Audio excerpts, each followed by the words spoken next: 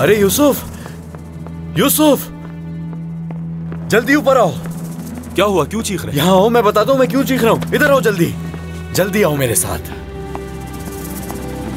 यहाँ देखो, ये मेरे कमरे का हाल किसने किया? आखिर ये सब किसने किया? कौन आया था मेरे कमरे में? अरे मुझे क्या पता, तुम्हारा बड़ा भाई आया था, मुझसे कह रहा था तुम्हारा कुछ सामान लेकर आया है। क्या हो गया? क्या तुम मुझे पागल समझते हो? कोई भी आकर तुम्हें मेरा बड़ा भाई बताएगा और तुम उसे चाबियां दे दोगे। देखो मेरे बड़े भाई ने क्या हाल बना दिया कमरे का।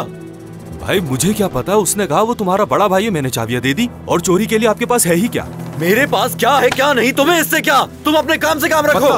फत्ताह प्लीज रिलैक्स हो जाओ, प्लीज। यूएसबी चुरा कर ले गया कोई। ठीक है चलो तुम बाहर जाओ जल्दी।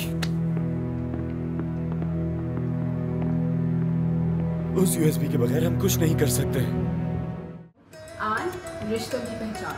Do not forget to subscribe Aan TV's YouTube channel for more entertainment.